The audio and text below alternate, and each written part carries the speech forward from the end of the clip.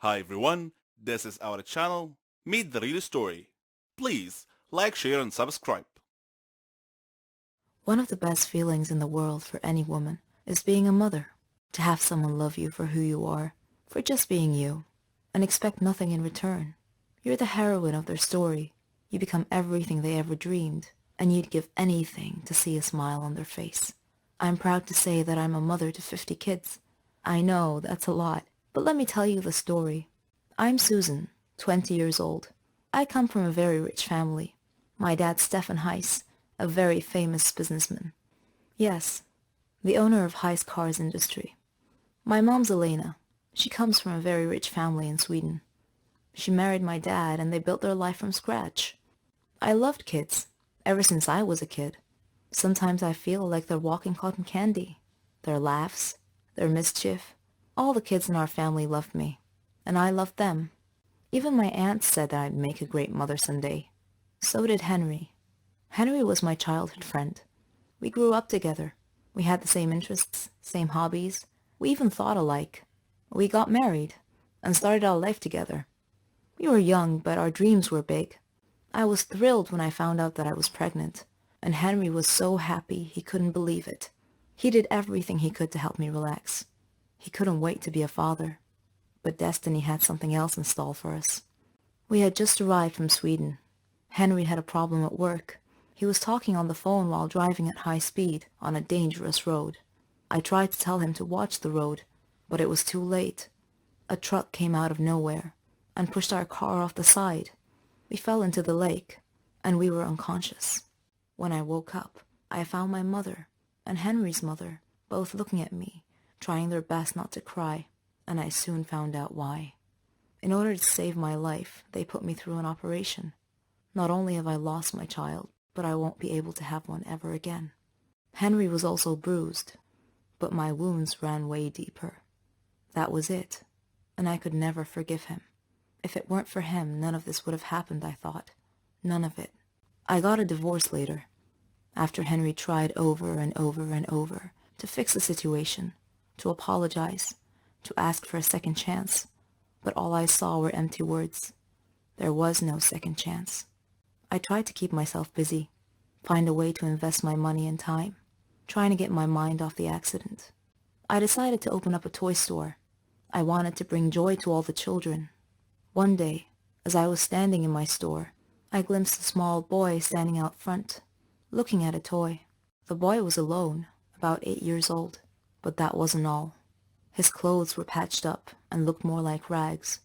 His face and hands were dirty, and he just stood there, looking at the doll, daydreaming. I found myself walking out to him, but when he saw me coming, he ran away. A few days passed, and that boy's gaze was all I thought of. Then, one day, I found him outside the store again, looking at a different toy. I moved towards him slowly this time, till I was right beside him. Then I said, "Do you like it?" The boy freaked out and tried to run again, but I caught his arm this time and said, "Don't be afraid. I'm Susan." The boy looked at me, terrified, and I smiled. He started to relax. He told me his name was Billy, and that he was 7, and that he lives nearby. When I asked him about his parents, he said he never knew them, that he lived with Uncle Max. I asked him who Uncle Max was, but he cast his eyes down and was nervous all of a sudden. He looked a bit scared. I got curious, so I took him home with me, let him shower, and prepared a hot meal. I told him that I'd take him home after he'd eaten. I asked him about where he lived. He was quiet for a second. Then he said he had to go, that his brothers and sisters were waiting for him. I asked him how many he had. "Around 50, he said. I was shocked. He told me that they all lived in a big room with Uncle Max. But how is this Uncle Max able to look after you all? I asked curiously. But he got nervous again, and he insisted that he must leave, so I decided to take him there. Maybe it'll help clear some of the mystery, I thought. I drove, and Billy was guiding the way, until we got there. The place was a bit far from all the other houses. It looked more like a dump, with some sort of shack built on it. A man was standing in front of the door, holding a kid by the arm and beating him senseless. The boy was younger than Billy, and Billy was shaking next to me, mumbling to himself. "He's gonna hit me too. I'm so late." Then he turned to me and said, "Bye, Susan. You have to leave now, quickly." And then he ran towards the shack. I backed up the car and stood nearby to see what happens. The man hit him hard across the face, and I heard him say, "Where's the money you stole today, boy?" Billy turned out his empty pockets, and the man dragged him inside by the collar. I wanted to help, so I decided to call Henry, who was more than happy to answer my call. I told him what had happened, and he came to me. We approached the shack together slowly and looked through the window. A lot of children, ages from 3 to 7. The place was a real dump. The man was sitting at a table. It had food and drink. Billy was dragging a heavy sack on the floor, and another kid was carrying a cup to bring to the man, who snatched it out of the boy's hand. Then he got up and started waking the rest of the kids, telling them to get out there and bring him money, that they would face a real nightmare if they didn't. I wanted to barge in, but Henry stopped me. He called the police instead. The police came quickly, and they caught the man. Apparently, he kidnapped these children from parks and surrounding areas, so they could steal for him, and he would starve them and beat them. The police didn't know what to do with all the children, and I felt like this was my second chance.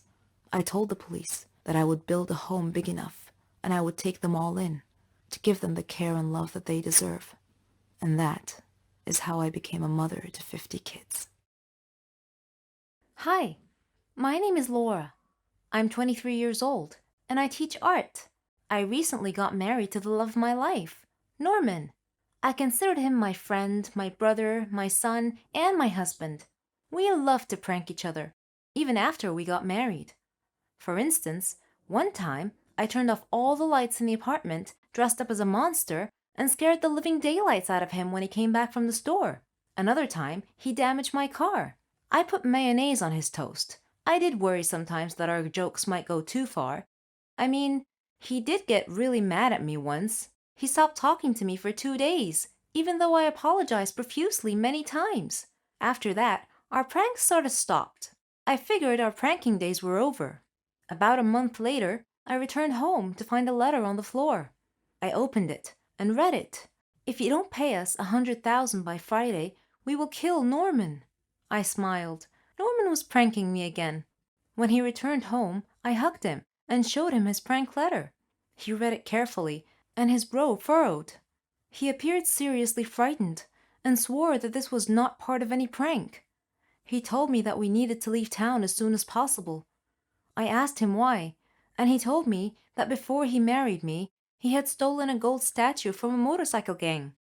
I asked him why he couldn't just return it with an apology, and he told me that the statue was worth a lot of money and could make us really wealthy. That night, an armed masked burglar broke into our apartment and confronted us with a gun. He said to Norman, "Hello, Norman, long time no see. You need to choose between the statue or your wife. Choose now." Norman was hesitant. Then he steadfastly said, "I can't give up the statue. Take my wife." The masked man turned towards me. He pointed the gun at me in a threatening manner. I was frantic. I was staring at Norman in shock. Suddenly, the masked man ripped off his mask. It was Keanu, Norman's brother. Norman sat down, laughing so hard he could hardly stop to breathe. Between laughs, he said, "This is payback for the last prank of yours. I was so mad at him that day, but it's all right. He doesn't know what I have planned for him." Hi, I'm Kyle and I'm 24 years old. I've been a weightlifter for over 10 years. This sport runs in my blood. I used to follow the international players and imagine myself in their place. I had a fervent dream of becoming the world weightlifting champion. I've been working towards this goal ever since I was 13 years old. I've trained 5 hours a day for years with the ultimate goal of competing in the Olympic Games. I craved the fame and recognition that would grant me. One of my first early successes was winning a junior championship while representing my city. They called me the Tank due to my impressive strength. All the people around me foresaw a bright future for me. Title after title, contest after contest, my victories inevitably led me to the national championship. The winner of that championship would represent our country in the Olympics. I underwent intensive training to the exclusion of all else. I was so focused. My manager was confident that I could easily win the world championship, and I didn't want to disappoint him. The competition was fierce. I faced numerous fierce competitors, but I defeated them all and reached the final round. The only player left to challenge me was last year's champion, who had never lost a contest. The competition gradually got harder and harder until we reached the point where one of us had to break the world record to beat the other. A crucial tipping point came when I needed to lift a weight that was heavier than I had ever attempted before. There was danger in doing so, and my manager cautioned me to consider if it was worth the risk of serious injury to continue. But I was too driven to heed his warning. I had trained and waited too long for this moment. There's no turning back now, so I bent down and grasped the barbell. I sucked in a deep breath and lifted and heaved with all my might. As soon as I had lifted the weight above my head, I knew immediately that I had overestimated myself. After only a fraction of a second, I felt an excruciating pain in my backbone. A snap. I collapsed under the weight of the barbell and fell flat to the floor with the barbell across my chest pinning me down. The pain in my back was unbearable. Felt as if I were dying. I was taken to the hospital where a doctor diagnosed that I had broken my back at the 4th and 5th vertebrae and that I would never walk again. I tried to kill myself on several occasions, not wanting to live my remaining life in a wheelchair. All my friends, and even my coach, gradually began avoiding me, not wanting to be associated with a loser and a cripple. My mom was the only person who stood by my side and never gave up on me. She helped me with my rehabilitation. Initially, the simple act of lifting a teaspoon felt like I was trying to lift a mountain. After 6 months of intensive physical therapy, a miracle happened. I was able to stand erect for a few seconds. 3 months later, I was able to walk slowly. I began a light training program to get back to my dream. Everybody was shocked that I was determined and foolhardy enough to try to do it all again, but I intended to achieve my dream even if it killed me, which it might very likely do. 2 years later, the scene cuts to Kyle walking out onto the Olympics weightlifting stage to the cheering of thousands of people.